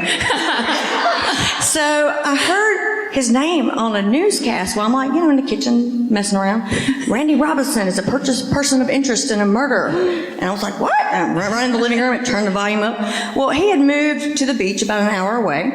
And he was the last person seen with his on and off again girlfriend. Her name was Angie Pipkin. She was 32 years old, single mother. And much later, turns out he had accidentally murdered her in a fit of rage, a domestic incident. Of course. Yeah. It's I didn't mean to. Yeah. But here's the messed up part. So he dismembers her in his garage. His neighbors said it was weird that he was pressure washing the house, the garage, and his truck. But he drives back to Darlington County with these parts in a trash can. He enlists the help of a friend from back in the day and tells him he needs help disposing of a hog carcass, which is completely believable where we live. But when they started pulling the parts out, the friend's like, that ain't no hog. Oh, fuck. The friend ended up testifying against him. Oh, that good. Yes, and he got prosecuted to the fullest, and definitely, he should have been. Yeah. But that's my hometown murder. Amazing. I have to mention, my husband has a podcast. It's called Cinema Chop Shop. Nice. It's a movie podcast. Love it. Great. Cinema Chop Shop. Guess what you just won? Oh, I can return it. Yeah. Thank you so much. That was great. Great job. Awesome job. Beautiful. Oh my God. Only people who work in dive bars are allowed to do hometowns from now on. Like, because you know they can fucking talk. You know? Also, just severe respect to someone who's going to plug her husband's podcast at the end of this. She knows how it works. We watch wrestling, everyone. Great job, Michelle. Thank you. I've always hated Bloody Marys, and I would like this to be the proof that they suck. It's fucking cold ketchup and alcohol. Disgusting. I love them. Ugh. I really do. Ugh. It's thick, cold ketchup with You horse can drink leather. it in the morning and no one says a word. I mimosas don't even too. care. I hate that. Like, I hate mimosas and I hate Bloody Marys. I love mimosas. They're too much sugar, but you can't order a beer at brunch. Like, you're judged somehow if you order a whiskey or a cocktail and everyone else orders. Oh, but so Vince did introduce me to Greyhounds, though. Oh, those are nice. Yeah, vodka. That's and OJ. nice and low key. That looks like OJ. That's okay. All right. Well, I think this has been an extra large episode. But you know, we enjoy podcasting. We enjoy podcasting, obviously, or we wouldn't have done it for the last 5 years and written 2 books about it. Here's the proof. If you need more proof, I don't know what more you need. Why do you keep questioning us? Clearly, we love it. Clearly, we love you. Love it. We love you. Stay sexy. And don't get murdered. Goodbye. Goodbye. Elvis, do you want a cookie?